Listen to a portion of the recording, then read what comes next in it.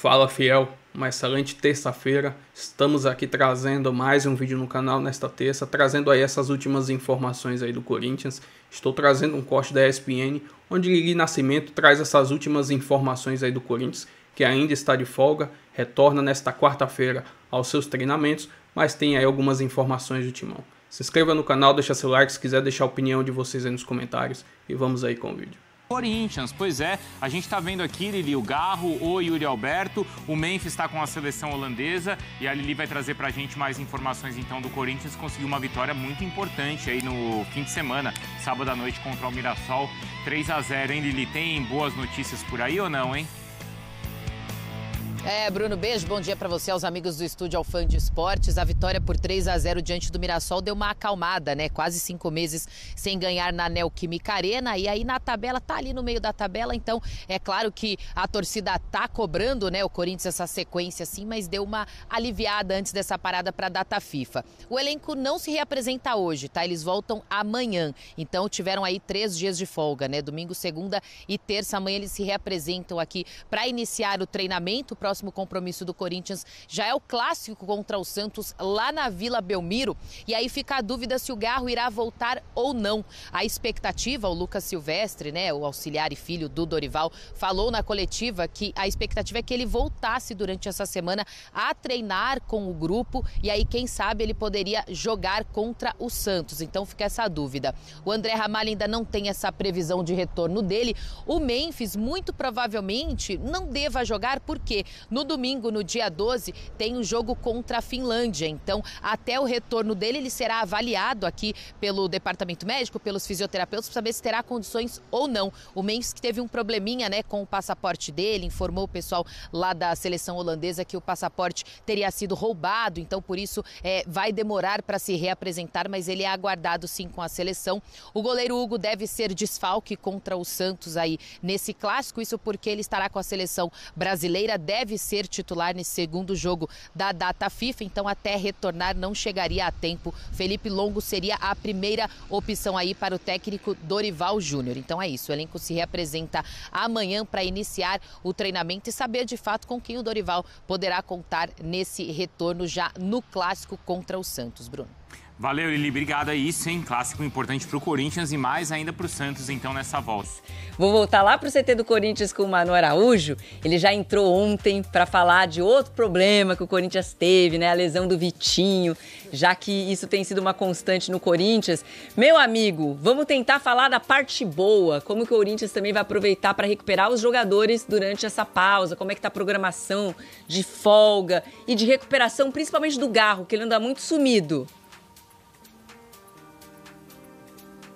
Exatamente, Joana. Pois é, a gente vai falar da parte boa, porque a parte boa também tem a ver com ócio, né? Descanso. E descanso tá tendo aqui no Corinthians, viu? Olha só, descansaram ontem, descansam hoje, amanhã à tarde tem o treino, quinta treina, sexta treina, sábado descansa e domingo volta a treinar para enfrentar o Santos no dia 15 na Vila Belmiro, e para isso, realmente é o que você disse, Dorival tá aproveitando esse tempo para recuperar os jogadores como o Rodrigo Garro, porque diferente do que eu falei das folgas, esse aí não tem folga, né? Jogador lesionado não tem folga. Ele tá fora desde o dia 13 de setembro, até por uma lesão incomum, né? Normalmente a gente vê um jogador, assim como o Vitinho, se lesionar em alguma disputa de bola, né? Ali durante os 90 minutos de jogo. Mas o do Garro foi uma lesão no aquecimento do jogo contra o Fluminense, uma lesão de grau 2 na panturrilha.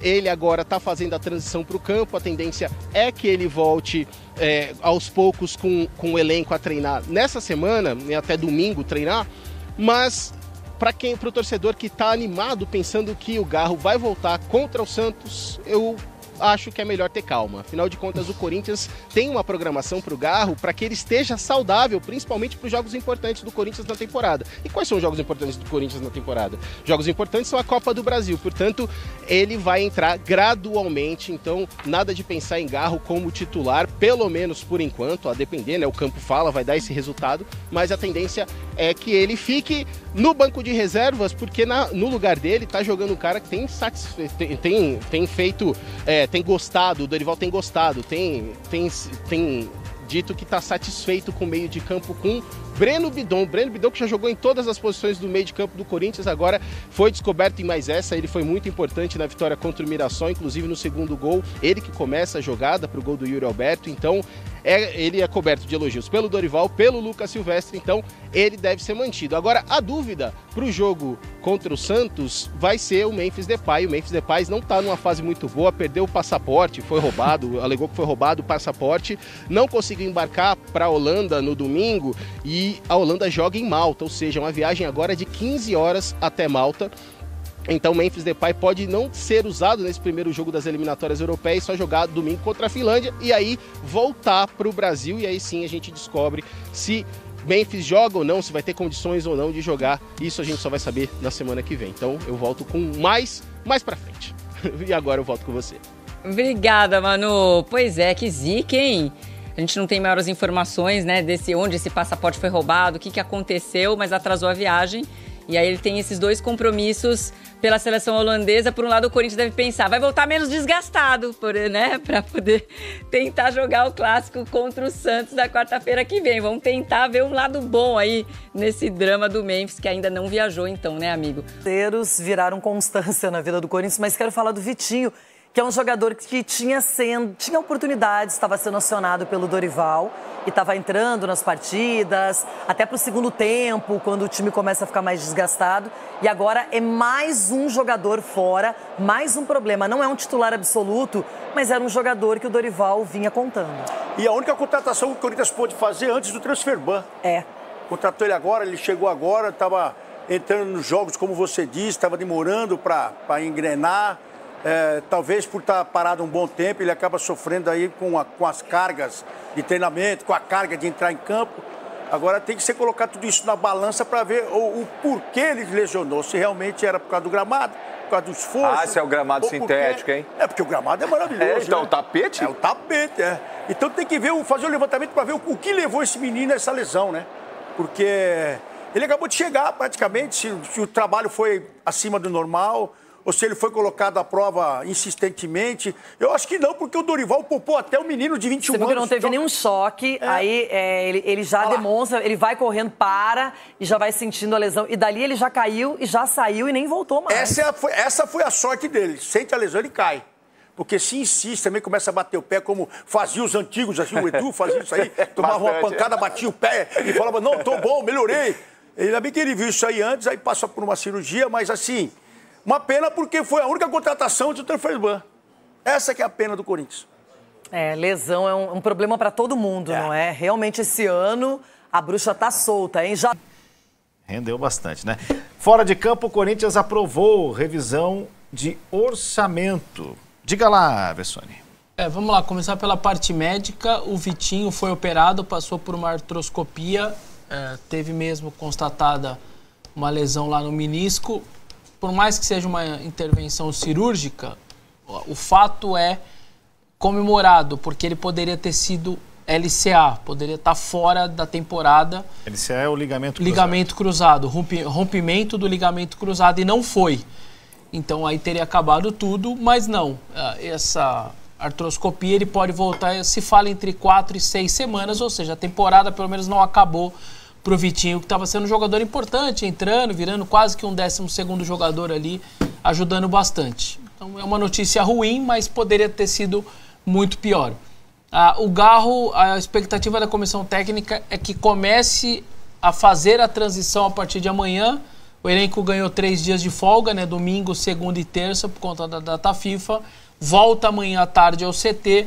Tem uma semana para pegar o Santos na Vila. Hugo Souza tomou o 3º, tomou de propósito, né? Porque ele sabia que ia estar do outro lado do mundo. E vai estrear o Felipe Longo, vai ser o goleiro jovem a atuar aí pelo Corinthians. Nunca vestiu a camisa do Corinthians, veio do Sub-20. Vamos ver como ele vai... parada dura. Lá na Vila, como ele vai se comportar e tudo mais.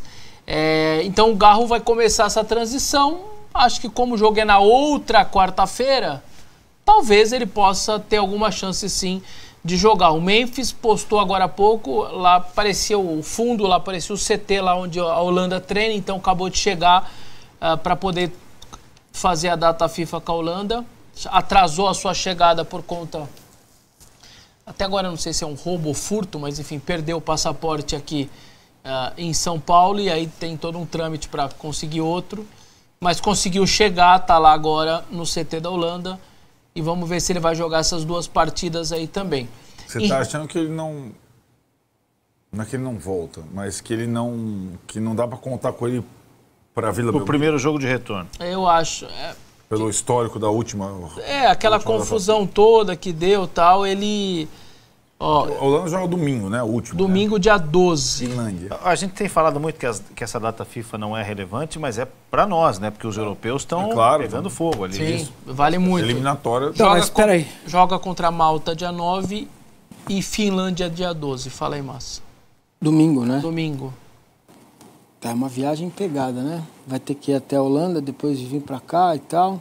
O jogo de Malta seria problema, que seria pior, né? Mas é o primeiro fora. Aí Amsterdã é o segundo jogo. Em casa, né? Em casa. Então, em casa o segundo jogo? O segundo é em casa, não é em Malta. Malta ao lado da Itália, Amsterdã é hub, de onde saem vários voos. Não há motivos, né? Pra ele não jogar. Na quarta daria, né? Na teoria daria, que teve toda aquela confusão, tudo bem que era um dia menos. Então, era um dia menos, né? Um dia menos e num lugar pior. Ele fez Lituânia, Amsterdã, São Paulo. E aí tinha um jogo do Atlético Paranaense, deu aquele problema todo, edema, não sei o que, fuso horário na cabeça, não conseguiu jogar e tal. Dessa vez me parece até uma situação mais tranquila. Em relação só à aprovação da revisão, o Corinthians, a nova gestão fez uma revisão de todo o orçamento aí, de tudo que aconteceria no ano, e eles imaginavam que poderia fechar 20 milhões. Na verdade, eles não, né? A gestão do Augusto Melo fechou o orçamento...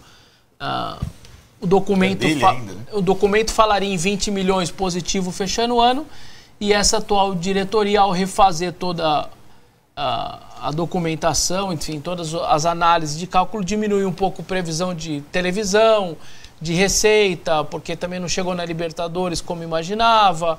Então fez algumas mudanças para poder fechar com 80 milhões, 83 milhões negativos o ano. Seria mais um ano aí no vermelho do Corinthians. A única coisa que me pegou e que eu não gostei muito, porque eles diminuíram inclusive a parte de receita de jogador. Estava orçado 180, caiu para cerca de 80. A janela fechou, é verdade. Mas você pode vender jogador até o dia 31 de dezembro. E você vai colocar no seu balanço a entrada. Por mais que o jogador vá na janela na próxima. Então isso me pegou, tratar a janela como se fosse uma coisa, um organismo fechado que fechou a janela. Não, você pode vender o cara em novembro, dezembro e vai entrar contabilmente no valor. Só isso que me pegou um pouco ali, o restante me parece ok. Mas há uma diferença entre a projeção e a realidade. Muito.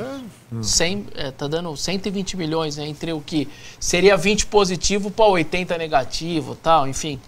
Então, me pega... sei lá, você pode falar... tem dois lados dessa moeda.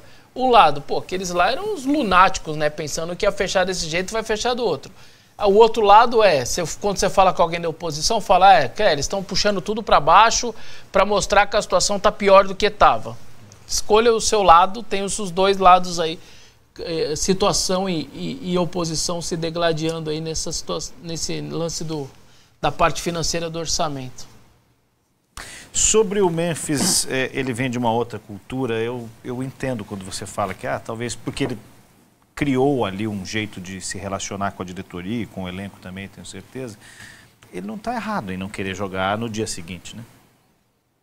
No mundo normal... Não tem data FIFA, não tem jogo na data FIFA no meio da semana na Europa. Né?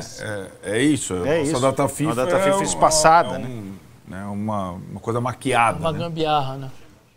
E qualquer jogador que defenda a sua seleção na Europa é diferente, né? O Brasil vai jogar na Ásia, beleza, mas é um amistoso agora. Toda a data FIFA do Memphis vale. É a Vera. É a Vera, cara. E esse jogo contra a Finlândia é decisivo para a Holanda.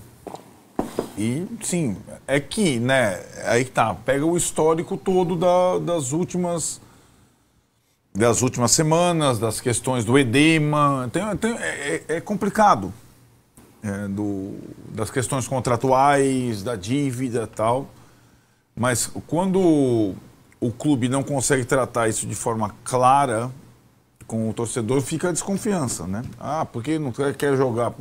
Sim, ele tem as suas razões, eu acho, o Napoleão. Tem as suas razões, sim.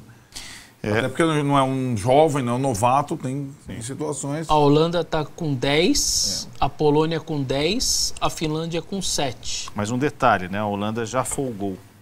Então, este jogo aí contra a Finlândia... A Malta é saco de pancadas no grupo, então mais tranquilo. Mas o jogo com a Finlândia pode deixar a Holanda com um pé na Copa, né? Porque lá os campeões de cada grupo entram. E os segundos colocados têm um filtro de repescagem e ainda terá a repescagem mundial, né? É um outro... São 48 seleções. A Holanda não vai ficar de fora da Copa, vamos concordar com isso, né? Mas não deixa de ser um jogo bastante importante ali, com a participação do Memphis nesse retorno. E vou trazer aqui agora uma análise do GE dessa vitória do Corinthians em cima do Mirassol pelo placar de 3-0. Abre aspas, Corinthians é inferior ao Mirassol, mas mostra eficiência para voltar a vencer no Brasileiro. Timão encerra jejum de 5 meses sem vencer jogando em casa pelo Brasileirão, em que teve menos volume de jogo do que o adversário. Se teve jogos em que o Corinthians jogou bem, mas não venceu, é verdade também que a vitória por 3-0 sobre o Mirassol neste sábado pela 27ª rodada do Brasileirão ocorreu em uma partida em que o time teve desempenho inferior ao adversário. A eficiência acabou sendo o elemento-chave para o triunfo em uma partida na qual o placar engana. Quem não assistiu o duelo pode até pensar diferente, mas o Mirassol se apresentou melhor em quase tudo. Maior posse de bola, mais passes, dobro de finalizações e volume de jogo. Não conseguiu converter a superioridade em gols, e o Corinthians fez isso. Quando o Timão estava sob pressão no início da partida, o pênalti em Yuri Alberto batido por Maicon abriu o placar aos 17 minutos e deu tranquilidade para a equipe. Já no segundo tempo, o Mirassol continuou criando e pressionando, mas novamente o Corinthians se mostrou muito mais certeiro e fez mais dois gols no segundo tempo. Para uma equipe que não vencia havia 3 partidas, vinda de 2 derrotas e um empate, e amargava um incômodo jejum de 7 partidas em quase 5 meses sem vencer na Neoquímica Arena, o resultado obtido é o que mais importa. Com a vitória, o Corinthians subiu 3 posições, dormindo na 10ª colocação e chegou a 8 pontos de distância da zona do rebaixamento. Entretanto, a performance bem abaixo, inclusive das partidas em que não venceu, demonstra que há muito que ser trabalhado pela comissão técnica de Dorival nessa pausa da data FIFA. Lembrando, o próximo compromisso do Corinthians será contra o Santos no dia 15, às 21h30, lá na Vila Belmiro. Enfim, o que vale são os 3 pontos, era uma vitória importante para o Corinthians, o time conseguiu somar esses 3 pontos, se afasta ali daquela zona do descenso e quem sabe pode almejar uma vaga na Libertadores pelo Brasileirão. Só que para isso precisa pelo menos engatar uma sequência de 3, 4 vitórias consecutivas, que aí com certeza dá um pulo bem grande na tabela. Para não ficar dependendo tudo do final do ano nos 2 jogos da Copa do Brasil, das semifinais, e ir para a decisão da Copa do Brasil. Mas enfim, se inscreva no canal, deixa seu like, se quiser deixar a opinião de vocês aí nos comentários, e até o próximo vídeo. Valeu, fiel!